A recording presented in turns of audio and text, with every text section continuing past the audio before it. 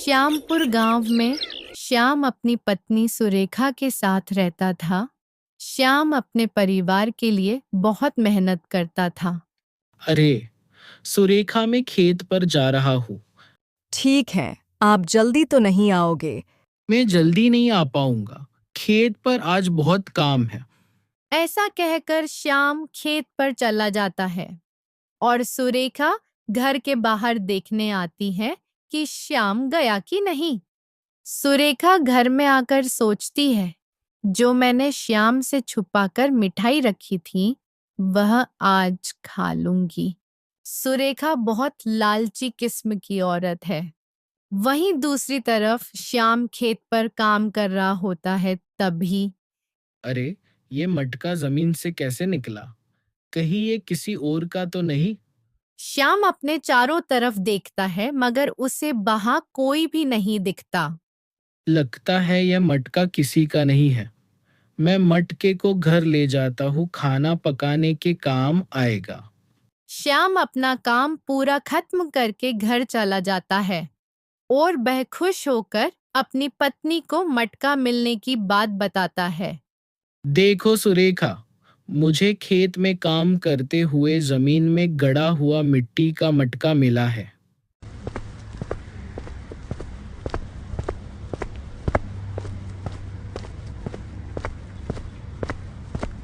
हाँ हाँ, ठीक है। इसमें इतना उछलने वाली क्या बात है? और ऐसा कहकर सुरेखा रसोई में चली जाती है।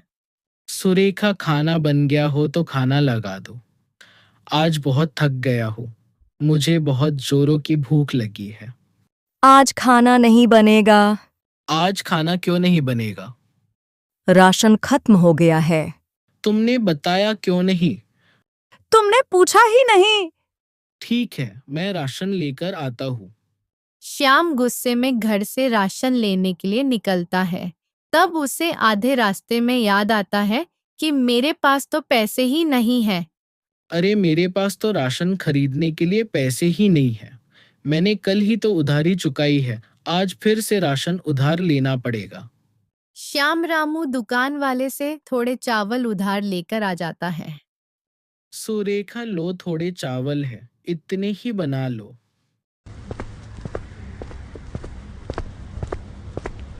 ठीक है। सुरेखा रसोई में जाती है और श्याम के लाए हुए मटके में चावल बनने रख देती है। और कुछ समय बाद रसोई में से सुरेखा की आवाज आती है। सुनो सुनो सुनो। श्याम दौड़कर अंदर आता है और बोलता है, क्या हुआ? श्याम मटके को देखकर खुद भी आश्चर्य में पड़ जाता है। देखिए क्या हुआ, इसमें इतने चावल कहाँ से आए? सुरेखा, ये सब इस मटके का चमत्कार है। श्याम बहुत खुश हो जाता है और भगवान को धन्यवाद देता है। सुरेखा, ये मटका चमत्कारी है, इसलिए तुम इसका गलत फायदा मत उठाना। ठीक है, मैं कुछ नहीं करूंगी। सुरेखा श्याम को जाते हुए देखती है और फिर अपने गहने मटके में डाल देती है और सोचती है कि अब गांव की औरतों की तरह मैं भी अच्छे अच्छे जेवर पहनकर लोगों को दिखाऊंगी। अब मैं भी बताती हूँ गांव की औरतों को कि गहने पहनना किसे कहते हैं। सुरेखा देखती है कि गहने बढ़ गए हैं तो वह तुरंत गहनों को पहनकर गांव में घूमने निकल जाती है। प्रतिभा रमा से बोलती है, ये देख, सुरेखा ने कितने गहने पहन रखे हैं। इसके पास इतने गहने कहाँ से आ सकते हैं? रमा और प्रतिभा को खुद की तरफ बात करते देख सुरेखा कहती है, अरे बहनों, क्या हुआ? कहीं तुम लोग मेरे बारे में तो बात नहीं कर रही हो? हाँ, हम तो तुम्हें ही देख रहे थे। तुम बताओ, तुम्हारे पास इतने गहने कहाँ से आए? ये गहने मुझे मेरे पति ने दिलवाए हैं। तेरा पति तुझे इतने गहने कहाँ से दिलवा सकता है? वो तो एक मामूली किसान है। ये गहने कल तक तो तेरे पास नहीं थे। कहना क्या चाहती हो तुम? तुमने देखे भी है इतने गहने आज तक। तुम जलती हो मुझसे। रहने दो ना बहन, गहने पहनने से शकल थोड़ी ना बदल जाएगी। सुरेखा यह सुनकर आग बबूला हो जाती है और सोचती है कि अब वह इन्हें अमीर होकर बताऊंगी। सुरेखा घर जाती है और मटके में कुछ सिक्के डालती है और उसी समय श्याम घर आ जाता है। सुरेखा, तुम यह क्या कर रही हो? तभी मटके से आवाज आती है। श्याम में तुम्हारे दयालु स्वभाव और प्रकृति के प्रति समर्पण देखकर खुश हुआ था और इसीलिए मैं तुम्हारे पास आया था। मेरा उद्देश्य था कि मैं तुम्हारे घर में कभी राशन की कमी नहीं होने दूंगा, पर तुम्हारी पत्नी के लालच से मैं बहुत दुखी हूं, इसलिए अब मुझे अलविदा कहना होगा। यह देखकर सुरेखा बहुत जोर जोर से रोने लगती है और कहती है, मुझे माफ कर दो, मैं बहुत लालची बन गई थी, मैं ऐसा कभी नहीं करूंगी। रामपुर गांव में एक बूढ़ी दादी और उनकी एक पोती आशा रहती है और वह बहुत ही गरीब रहते हैं क्योंकि एक सड़क हादसे में आशा के माता पिता का देहांत हो जाता है और उनकी बेटी की सारी जिम्मेदारी बूढ़ी दादी पर आ जाती है। वह जैसे तैसे करके अपना गुजारा चलाते हैं। दादी दादी, गांव में मेला लगा है क्या? हम दोनों मेला घूमने चले। बेटा, हमारे पास इतने पैसे कहाँ हैं कि हम मेला घूमने चल सके। आशा बहुत ही समझदार लड़की है। वह दादी के मना करने पर मान जाती है और मेले में जाने की जिद भी नहीं करती। और फिर थोड़ी ही देर बाद आशा की सहेली मीरा आशा के घर पर आती है। आशा आशा, चल मेला घूमने चलते हैं। नहीं मीरा, मैं मेला घूमने नहीं चल सकती, हमारे पास पैसे नहीं हैं। चलना आशा, चलते हैं। इस बार गांव में बहुत बड़ा मेला लगा है, बहुत मजा आएगा। नहीं मीरा, मैं नहीं चल सकती, तू जाना, तू मेला घूम कर आना। आश और मीरा की यह सारी बातें दादी सुन लेती हैं और दादी को बहुत दुख होता है और दादी सोचती है कि क्या मैं किसी से 20 रुपए उधार ले लूं? मगर किससे लूं? कीर्ति से लूं? क्या वह तो मेरी पड़ोसन है और वह पैसे दे भी सकती है। दादी कीर्ति के घर जाती है और वह कीर्ति को आशा और मीरा की सुनी हुई पूरी बात बताती है और फिर 20 रुपए उधार मांगती है। बेटा, क्या तुम मुझे 20 रुपए उधार दोगी? आशा का मेला जाने का बहुत मन है, मगर मेरे पास उसे देने के लिए पैसे नहीं हैं। हाँ हाँ माँ जी, मेरे पास 20 रुपये है, आप ले लो। आशा भी तो मेरी बेटी जैसी ही है, उसका भी तो मन कर रहा होगा मेला घूमने का। धन्यवाद कीर्ति बेटा, 20 रुपए देने के लिए। मैं जल्द ही तुम्हें तुम्हारे 20 रुपए लौटा दूंगी। कीर्ति कहती है, नहीं नहीं माँ जी, कोई जल्दी नहीं है, आप तो मेरे 20 रुपए आराम से लौट देना। दादी कहती है, ठीक है बेटा, एक बार फिर तुम्हारा धन्यवाद। और फिर दादी घर आकर आशा से कहती हैं,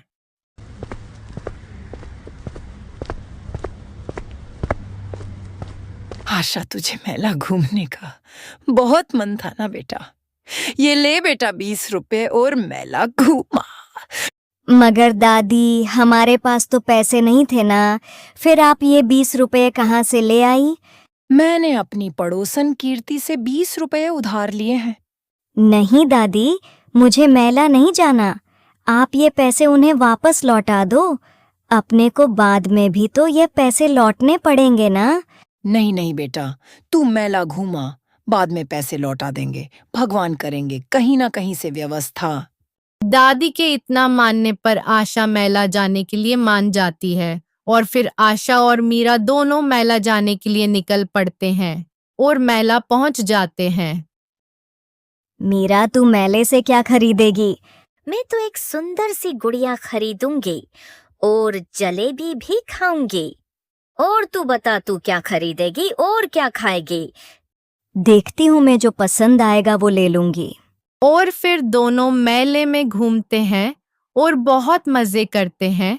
मीरा को एक सुंदर सी गुड़िया खरीदनी थी तो वह गुड़िया खरीद लेती है। आशा का भी मन करता है वह गुड़िया खरीदने का, पर गुड़िया महंगी रहती है, इसलिए आशा नहीं खरीदती और वह थोड़ी उदास हो जाती है। आशा चल चल के जलेबी खाते हैं। देख कितनी कुरकुरी गर्मा गर्म जलेबी बन रही है। नहीं मीरा, मुझे जलेबी नहीं खाना है, तू खा ले।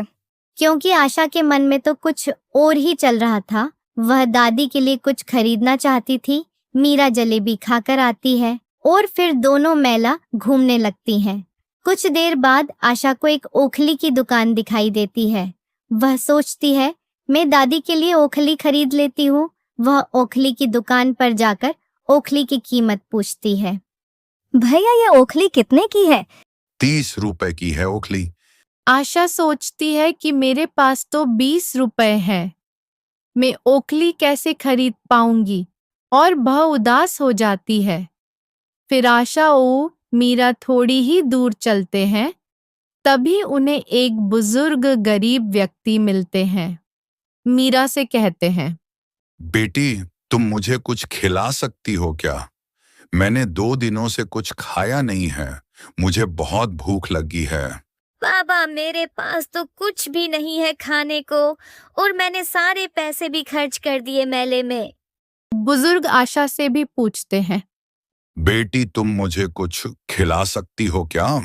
हाँ हाँ बाबा, क्यों नहीं, मैं आपको कुछ खिलाती हूँ। और वह बुजुर्ग बाबा को जलेबी की दुकान पर ले जाती है। आशा, तू बाबा को जलेबी क्यों खिला रही है? तेरे पास भी तो पैसे कम है ना।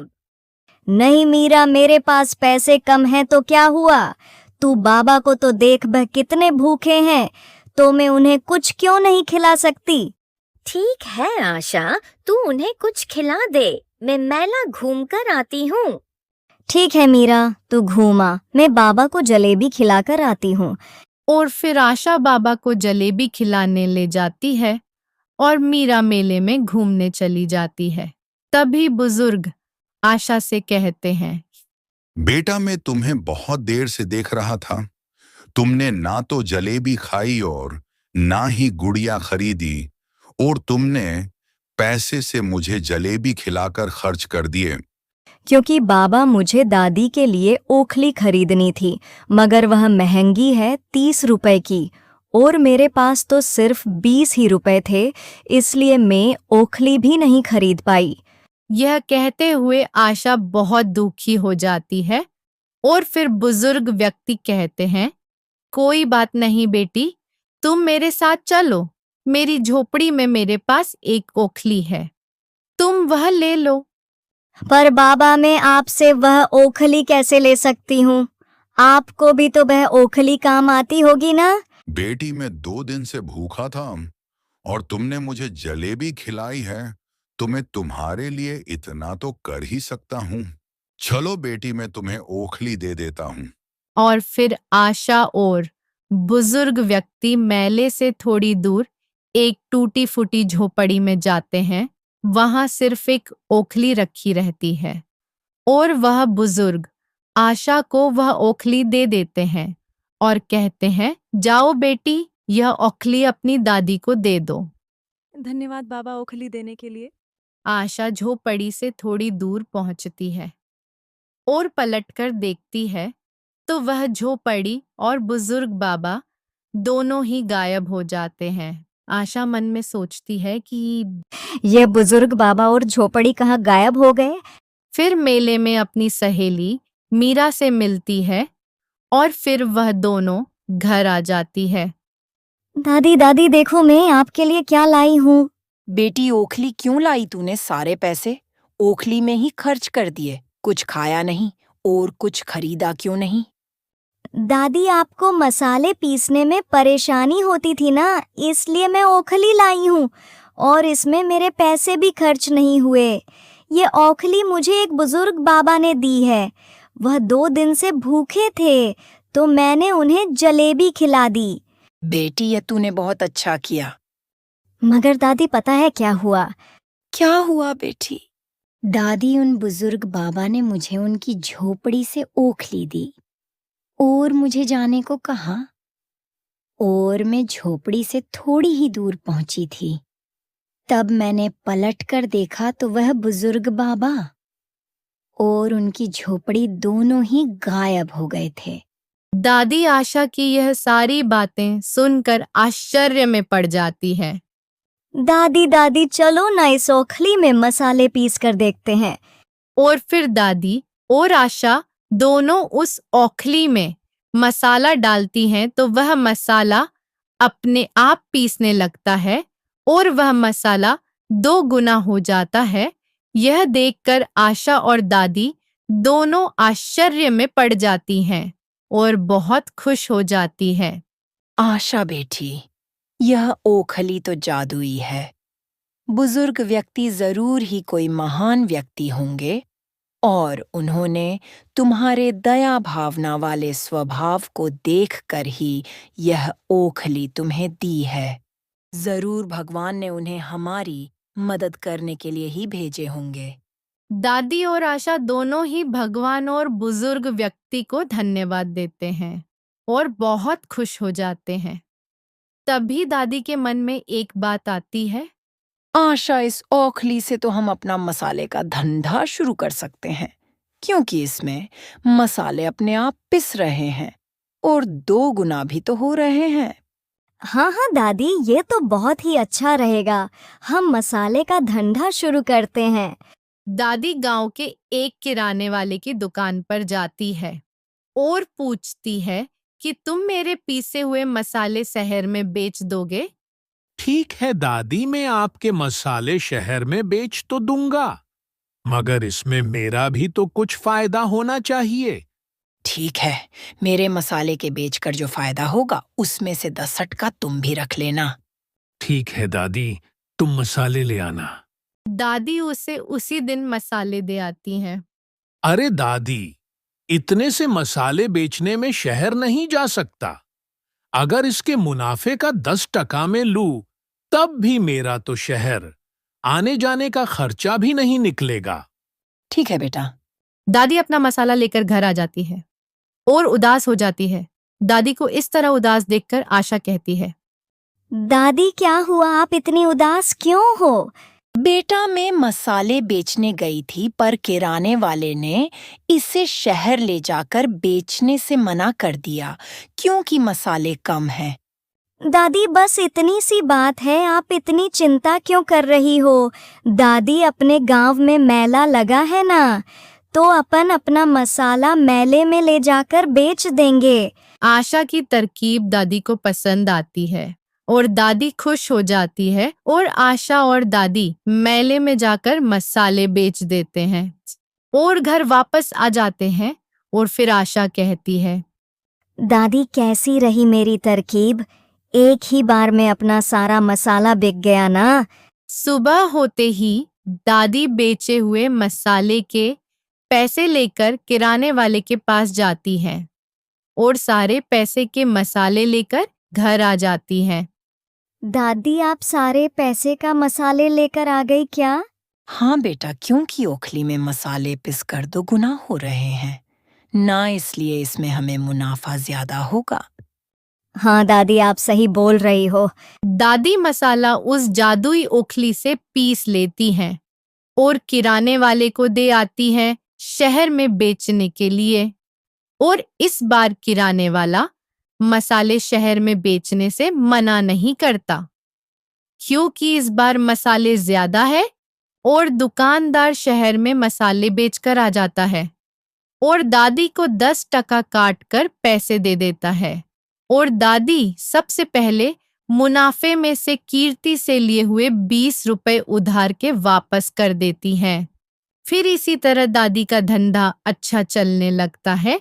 तभी दुकानदार के मन में लालच आ जाता है और वह दादी से कहता है, दादी देखो, मैं तुम्हारा मसाला शहर में बेचकर आ रहा हूँ और तुम्हें अच्छा मुनाफा भी हो रहा है, तो मुझे भी मुनाफे का 20% चाहिए। नहीं बेटा, मैं अपने मुनाफे का 20% तो तुम्हें नहीं दे सकती हूँ, क्योंकि मुझे इसमें लागत भी तो लगाना पड़ती है और मेरे ऊपर आशा की भी तो जिम्मेदारी है। फिर दादी कीर्ति से अपने साथ काम करने के लिए पूछती है। क्यों नहीं दादी, मैं आपके साथ काम जरूर करूंगी।